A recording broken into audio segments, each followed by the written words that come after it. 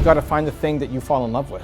If you don't know what you want to do, then you need to try everything until you find the thing. That's how you'll win.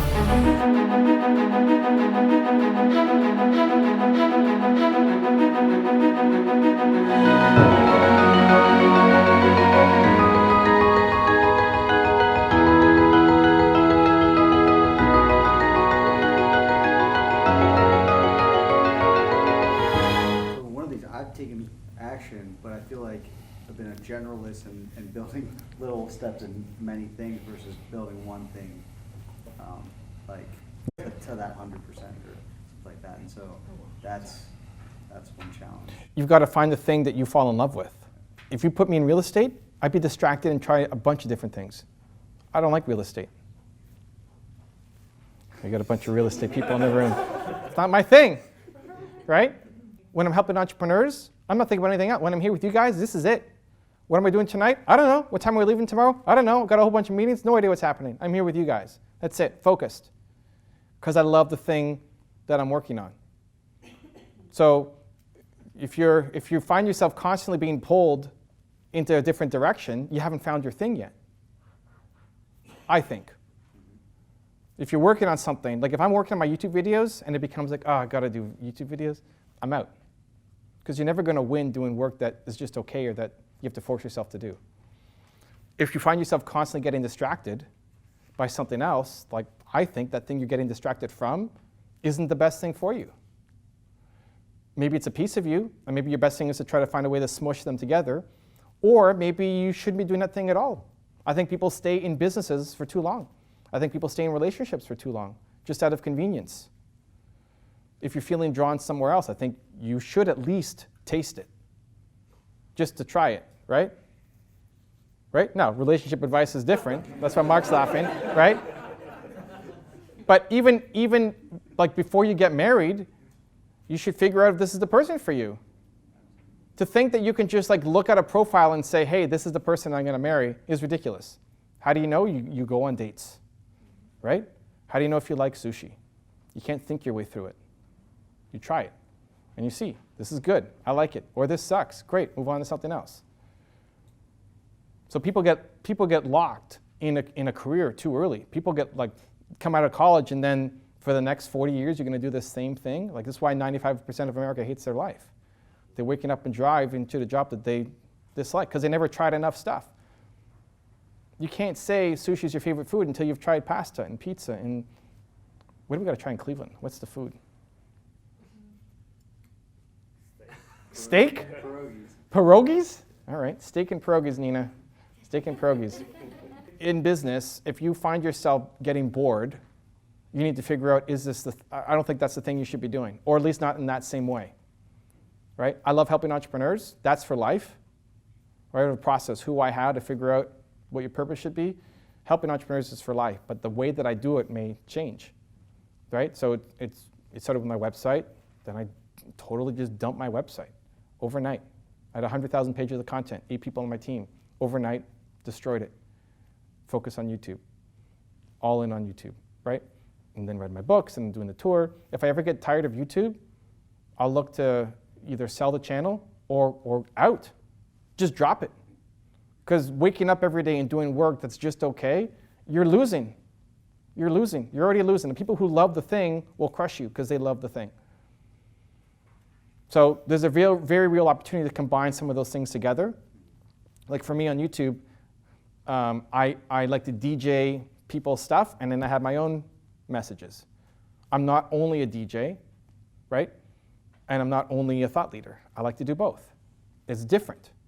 If you go to Grant Cardone's YouTube channel, you're not going to see top 10 rules from Gary Vee, and vice versa, right? And same thing for the people who do the motivational video style, you never see them share their own message. I like to do both. It's weird. It's different. If I only had one, I'd always feel the pull from the other. So think about the things that you're being pulled away from. Do you still like that thing? Are you fully checked out? Like, I hate that thing. Great. Out immediately, even if you lose money, because the time is worth more. If it takes you 3 years to exit that thing, just walk away. I would just walk away even if I lost money on it. I don't care. So it's a little bit different, but like, so we work on like hotels and more retail and more Yeah. multifamily.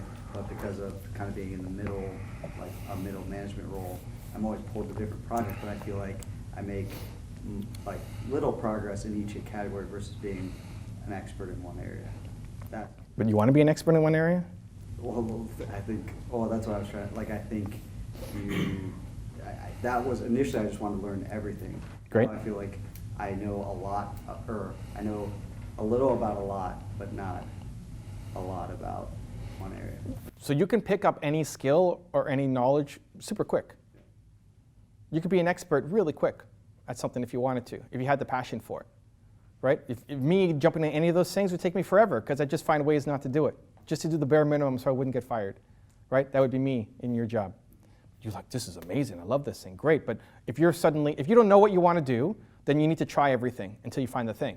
But if you've done 8 different things, you're like, this one here, I love that thing, then you go focus hardcore on that one thing. Have you found the one thing?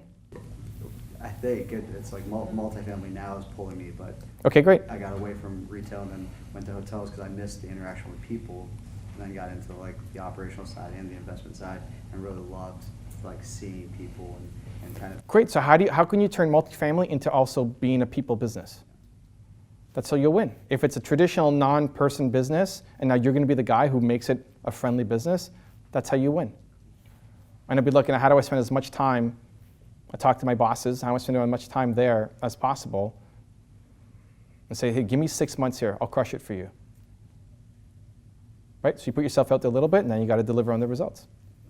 You're looking to transition, you have a business that's successful, you can't walk away from it, but you know you're not passionate about it, but you're not in a position to sell it just yet, but you're distracted by other things. And then you're not doing either. It's a personality question, but if it's me, I'd walk away. Me, but I'm a weird duck. Because otherwise you're stuck in that limbo for years. You're going to spend 5 years trying to figure out this limbo, and then you're still stuck here in the same spot you were 5 years ago. I think you're a genius. I think when you have committed time, you'll figure stuff out. I think you could replace that income very quickly if you were given the freedom to be able to do it. And maybe in 6 months, you're where you were plus in this new business. But if you're only spending a couple hours a week on it, you're just never going to get good at that thing. You gotta have a good exit strategy in place, but it's probably gonna take like 2 years, milestone goals to sell to a bank. So in my head, what I'm thinking, I would rather take the haircut on the ticket price of what you sell it for, because in that 2 years, I could replace it with so much more income doing work that I actually love. Potentially, but it's not proven yet. I believe in myself. Okay. Nina has a shirt on that I love, where it's a bird sitting on a tree. And the quote, I'm going to screw it up, but it says something like, a bird sitting on the branch isn't afraid of the branch breaking because her trust is not in the branch, it's in her wings. I think you could go build that business really quickly in the new industry, and in 6 months, replace your income plus, instead of spending the next 2 years doing a job that you hate and doing a bunch of little things on the side trying to find your next thing. But now what? Now you got to do it. If you know that's what you could do, then you can't live your next 2 years doing the same crap and then teaching the lesson to your kids. So now how do you get the courage? If that's what you're feeling, then can you sell it for anything? For 5 cents on the dollar, 25 cents on the dollar, 75 cents on the dollar? Or is it better just to walk away? Like, these pennies are holding you where you are instead of being able to make tons of money somewhere else, because you don't want to cut off that little chain of pennies coming in compared to what you could do when you love it. And I mean, I don't know you super well, but we've spent some time together, and I know when you're dedicated on something, you're going to blow the door off the results. But in my head, 2 years of doing this is unacceptable. Right. Like 2 years, we're talking about what we're going to do when we get back to Toronto, or like December or summer. Summer might as well be a decade away. Like, we're either doing it now or forget about it. It's just too far away, because then some other excuse is going to come up in 6 months, in a year, in 2 years, and then now it's 10 years and you're still in the same thing. Only because I believe in my ability to create amazing things when I'm focused and in love with the thing. If you said, I don't know what I'm just going to sit on the couch for the next 2 years, okay, great. Then stay where you are. You have some I think you can replace that income really quickly if you're dedicated and focused. So it's not worth 2 years of your life. So that's it. It's been a wild ride, 90 days, 23 cities. Thank you so much for all the love. Putting on this event in Cleveland was definitely a team effort. And if you want to see all the people who helped give some attention to it, I want to give a quick shout out to them right now.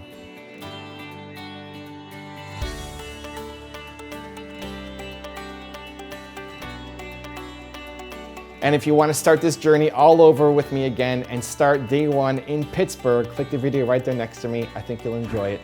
Continue to believe, and I'll see you there.